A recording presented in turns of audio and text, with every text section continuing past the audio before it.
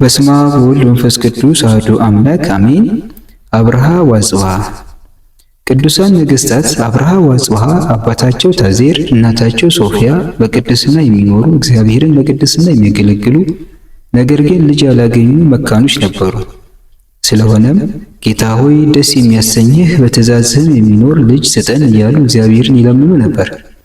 ከዕለታት በአንድ ቀን ስለ እግዚአብሔር ቸርነት ሲነጋገሩ ንግሥት ሶፊያ የሐና እመ ሳሙኤልን ጸሎት በመጥቀስ እሷም እንደ ሐና ሱባኤ ገብታ ፈጣሪዋን እንድትለምን ንጉሡን ጠየቀችው። ንጉሡም አንቺ ሆይ መልካም አስበሻል በማለት በምክሯ ተስማምቶ ሱባኤ ገብታ ፈጣሪዋን በጸሎት እንድትለምን ፈቀደላት። ንግሥት ሶፊያም የካቲት 18 ቀን ሱባኤ ገብታ ፈጣሪዋን መለመን ጀመረች። ከጸሎቷም ጥቂቱ በኪሩቤል ላይ የምትኖር የቀላያትም ወይም ጥልቅ ባህርንም ጥልቀት የምትመለከት ጌታዬ ፈጣሪ ሆይ አቤቱ ጸሎቴንና ልመናዬን ስማኝ፣ ልቅሶዬንም አድምጥ፣ ችላ አትበለኝ የሚል ነበር። ደግሞ ንግሥት ሶፊያ በብዙ ጸሎትና እንባ ሱባኤዋን ለመፈጸም ስትቃረብ አንድ ራእይ ተገለጠላት። እሱም ከተራራ ላይ የተተከለች ረጅም ዛፍ አየች። ፍሬዋም ጫፍ እስከ ጫፍ የሞላ ነበር። ጫፎቿም ምድርን የሚሸፍኑ ነበሩ። አንድ ሰው ብርሃን ለብሶ ብርሃን ተጎናጽፎ በእጁም ትምህርተ መስቀል ያላት የወርቅ ዘንግ ይዞ መጣ። ሁለት መሰላልም ይዞ መሰላሎቹን ከዚያች ዛፍ ግራና ቀኝ አቆማቸው። ንግሥት ሶፊያ ግን የዚህ ራእይ ምስጢሩ አልረዳ ቢላት ተጨነቀች። ምስጢሩንም ይገልጽላት ዘንድ ፈጣሪዋንም ለመነች። የለመኑትን የማይነሳ እግዚአብሔርም የራሱ ባለሟል የሆነውን የመላእክት አለቃ ቅዱስ ሚካኤል ላከላት። መልአኩም ብርሃን ተጎናጽፎ ነበርና ከመልአኩ ግርማ የተነሳ የነበረችበት ቦታ ሁሉ ብርሃን ሆነ። የመላእክት አለቃ ቅዱስ ሚካኤልን በቀኟ ቆሞ ራእዩን ተረጎመላት፣ እንዲህም አላት። ያየሻት ዛፍ ወንጌል ናት። ዛፏም የተተከለችበት ተራራም ኢትዮጵያ ናት። የዛፏ ፍሬ ሃይማኖት ነው።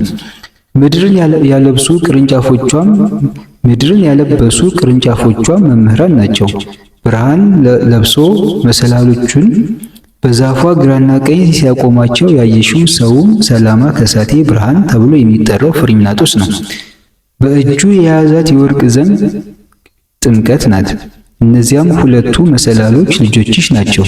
በመሰላሉ የሚወጡ የሚወርዱ ሰዎች ምዕመናን ናቸው። የሚበሉትም ፍሬ የክርስቶስ ሥጋና ደም ነው ብሏት ከእርሷ ተሰወረ። በተመሳሳይ ሁኔታ መልአኩ ቅዱስ ሚካኤል ለንጉሡ በራእይ ተገልጾ ንጉሥ ሆይ እግዚአብሔር የሰጠህን እነዚህን ዕንቁዎች እንካ ተቀበል ብሎት ተሰወረ። እግዚአብሔር ይህን ብሎ የወደደውና የፈቀደው ሁሉ አይቀርምና እግዚአብሔር ንግሥት ሶፊያንና ንጉሥ ታዜርን በበረከት ስለጎበኘ ሶፊያ ጸነሰች። የጽንሰቷ ወራት በተፈጸመ ጊዜም ታኅሳስ 29 ቀን 318 ዓመተ ምህረት መንታ ልጆችን ወለደች። ሕፃናቱ ከተወለዱበት ቀን ጀምሮ እንደ አዋቂ ሰው በፍቅር ተጠምደው አንዱ ለሌላው በማሰብ ጡት እየያዙ አንደኛው ለሁለተኛው ይሰጥ ነበር። እንደ ሕፃናት ጸባይ አላለቀሱም። ነገር ግን ይትባረክ እግዚአብሔር አምላከ አበዊነ የአባቶቻችን አምላክ እግዚአብሔር ይመስገን እያሉ ፈጣሪያቸውን ያመሰግኑ ነበር። እንደ ሙሴ ሥርዓትም ወደ ቤተ መቅደስ ወሰዷቸው። እግዚአብሔር ተግዳሮትን ሽሙጥን ከኛ አራቀ ሲሉ ስማቸውንም አዝጓጉ። እግዚአብሔርን እንዲያገለግሉ በብፅዓት የተወለዱ ስለነበር በተወለዱ በ5 ዓመታቸው በታላቅ ክብርና ስነ ሥርዓት ወደ ቤተ መቅደስ ገቡ። ኑሯቸውና እድገታቸውን በቤተ መቅደስ ሆነ።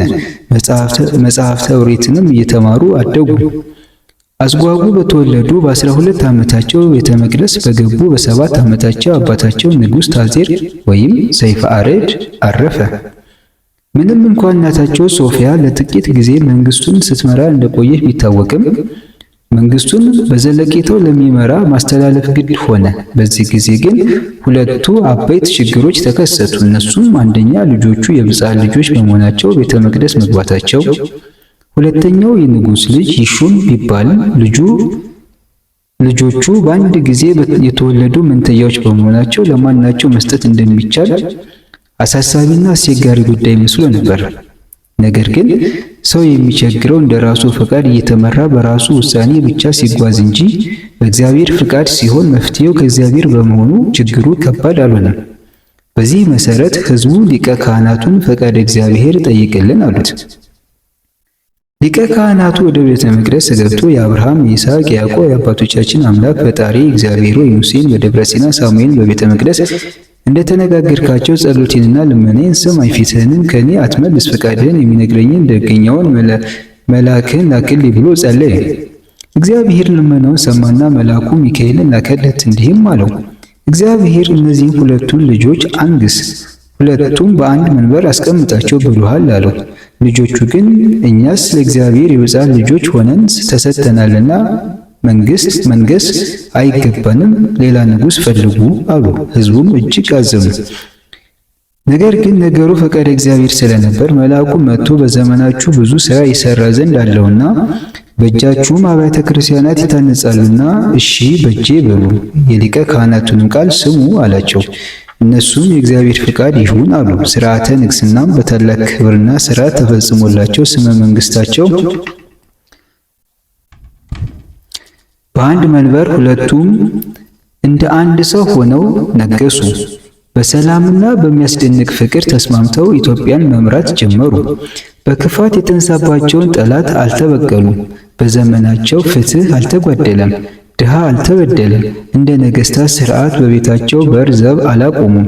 በገፊና በተገፊ መካከል ይፈርዱ ዘንድ በአደባባይ ይቀመጡ ነበር እንጂ። ኢትዮጵያ በዘመናቸው የታወቀች ሆነች። የኢዛና አገር ተብላ ዜናቸው በየአህጉሩ ሁሉ ተሰማ። በዘመናቸውም አመፀኛ ቀማኛ አልነበረም። ወጣቶቹ ነገሥታት እንደ አንድ ያስጨንቃቸው ነበር። ይህን ጭንቀታቸውንም ለሊቀ ካህኑ ነገሩት። እኛን የሚያስጨንቀን ስለ መንግስታችን አይደለም፣ ስለ ጌታችን ስለ ክርስቶስ መወለድ ነው እንጂ አሉት። እሱም ጌቶች፣ ይሄስ ምስጢር ለእኔም ድንቅ ነው። ነገር ግን በአል አሜዳ ዘመን የመጣ ፍሪምናጦስ የሚባል አንድ ሰው አለ። እሱም እናንተ የኢትዮጵያ ሰዎች ግዝረትና እምነት አላችሁ፣ ጥምቀትና ቁርባን የላችሁም እያለ ይናገራል አላቸው።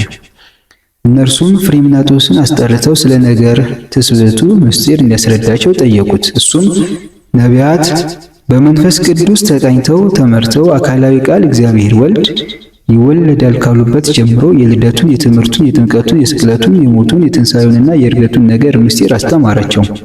ሐዋርያትን በጌታ ተሾሞ ዓለምን ዞሮ ማስተማራቸውን ተረከላቸው። እነርሱም ፍሪምናጦስ ይህን ሥርዓት በሀገራችን እንድታስፋፋ አሉት። እርሱም በወቅቱ ሥልጣነ ክህነት አልነበረውምና ይህን ሥራ ለመስራት ሥልጣነ ክህነት ያስፈልጋል አላቸው። ነገሥታቱም ደብዳቤ ጽፈው ወደ እስክንድርያው ፓትርያርክ እንዲሾምላቸው ሀገራቸውን ተዘዋውሮ እንዲያስተምርላቸው ገጸ በረከት በማስያዝ ፍሪምናጦስን ከብዙ ሊቃውንት ጋር ላኩት። ቅዱስ አትናቴዎስም ደብዳቤውን ባነበበ ጊዜ እጅግ ተደስቶ ፍሪምናጦስን አቡነ ሰላማ በማለት ሹሞ ወደ ኢትዮጵያ ሰደደው። ቅዱስ አትናቴዎስም ለአቡነ ሰላማና አብረውት ለነበሩት ሊቃውንት መጻሕፍተ ብሉያትን፣ መጻሕፍተ አዲሳትን፣ የሥርዓተ ቤተ ክርስቲያን መጻሕፍትን እና ሌሎች ንዋያተ ቅዱሳትን አስይዞ ለነገሥታቱ ደብዳቤ ጽፎ ከብዙ ገጸ በረከት ጋር በታላቅ ክብር ሸኘው። አቡነ ሰላማ ከቅዱስ አትናቴዎስ የተላከውን ደብዳቤ ለነገሥታቱ ካቀረበና የጉዞውን ነገር ሁሉ ካስረዳ በኋላ የማጥመቅ ሥራውን ቀጠለ። ከሁሉ በፊትም ነገሥታቱ ተጠመቁ። ኢዛና፣ አብርሃ፣ ሳይዛናም አጽብሃ ተባሉ። ቀጥሎም ሰራዊቱና ሕዝቡ ሁሉ ተጠመቁ። ሥርዓተ ቁርባንም በድንኳን አስተክለው ተፈጸመላቸው። አብርሃ ወአጽብሃ በአክሱምና በአካባቢዋ ሕዝቡን አስተምረው ካጠመቁ በኋላ ጌታችን መድኃኒታችን ኢየሱስ ክርስቶስ ከመላእክት ጋር ተገልጾ በተራራው ላይ አሁን መከየደ እግዚእ ተብሎ በሚጠራ ቦታ ቆሞ ታያቸውና በዚች ቦታ ቤተ ክርስቲያን ስሩልኝ አላቸው። ነገር ግን ቦታው የውሃ መከማቻ ባህር ስለነበር ከየት እንስራ አሉት። ጌታችንም ከገነት ትንሽ አፈር አምጥቶ በባህሩ ላይ በተነ። ያችን ባህር እንደ በረሃ ደረቅ ሆነች። ጌታችንም ከዚህ ቦታ ላይ ቤተ ክርስቲያኔን ስሩ በማለት አዟቸው ወደ ሰማይ አረገ። ነገሥታቱም የቤተ መቅደስ ሥራ ወደሚችሉበት ወደ ጢሮስ ንጉሥ የኪራም ልጆችን እንዲልክላቸውና እንዲያንጹላቸው ከብዙ ወርቅና ገንዘብ ጭምር ደብዳቤ ላኩ። በዚያም ወራት የግሪክ ጥበበኞች እና የጢሮስ ብልሃተኞች መጡ። የጠቢባኑም ቁጥር 24 ነበር። እነርሱም 12 የግሪክ ጥበበኞች፣ 12 የኪራም ልጆች የሆኑ የጢሮስ ብልሃተኞች ነበሩ። ጠቢባኑም በየምድባቸው በአንዲት ቦታ የ12 መቅደስ መሠረት ጀመሩ። መሰረቱን ሲያከናውኑ ጌታችን ለነገሥታቱ ታያቸው። እነርሱም ባዩት ጊዜ ሰገዱለት። ይህችም የምታሰሯት ቤተ መቅደስ እንደ ኢየሩሳሌም ሰማያዊት ያለች ናት ብሎ ባርኳቸው ተሰወረ። ይህ ቤተ መቅደስ ሥራው ሁሉ በግሩም ሁናቴ ተከናውኖ ለ600 ዓመታት ያህል አገልግሎት ሲሰጥ ከቆየ በኋላ በ10ኛው መቶ ክፍለ ዘመን በአንበሳውድም ዘመነ መንግሥት እርሱን ድል ነስታ 40 ዓመታት በነገሰችው በዮዲት ጉዲት ተቃጥሏል። አብርሃና አጽብሃ በመላው ሀገሪቱ እየተዘዋወሩ ሐዋርያዊ አገልግሎታቸውን ከመፈጸማቸው በተጨማሪ 154 አብያተ ክርስቲያናትን ያሳነጹ ሲሆን ከነዚህም 44ቱ አስደናቂ ናቸው። ባለ 44 ምሰሶ ከፍልፍል ድንጋይ የተሰሩ ሲሆን ከነዚህም ውስጥ በገለአታ የሚገኘው ሰው የማይከፍተው ሰው የማይዘጋው የቀመር 40ቱ እንስሳ ቤተክርስቲያን ይገኝበታል። እነዚህ ጻድቃን ነገሥታት ሀገሪቱን ተከፋፍለው በወሎ በሸዋ የየካ ሚካኤል፣ አዲስ አበባ በከፋ የበሃ ጊዮርጊስን፣ በሰላሌ የዋሻ ሚካኤልን፣ በጎጃም የዲማ ጊዮርጊስን፣ በጎንደር ስማዳ የጃ ሚካኤልን ቤተክርስቲያን አሳንጸው እየተዘዋወሩ እያገለገሉ ነበርና ታላቁ አብርሃ በ364 ዓመተ ምህረት ጥቅምት 4 ቀን ዕለተ እሁድ አረፈና ተቀበረ። ወንድሙ አጽብሃ ደግሞ ጥቅምት 4 379 ዓመተ ምህረት አረፈ። ሁለቱም ነገሥታት ልደታቸውም ሆነ ሞታቸው አንድ ቀን ነበር። ዓመተ ምህረቱ ግን ይለያያል። በሞቱም ጊዜ በመቃብራቸው ላይ ለ30 ቀናት ቀስተ ደመና ተተክሎ ታይቷል። እነዚህ ነገሥታት ለሀገራችን ብርሃን የገለጹ ባለውለታዎቻችን ሲሆኑ የኦሪትን ሥርዓት በአዲስ ሥርዓት የለወጡ ቅዱሳን ናቸው።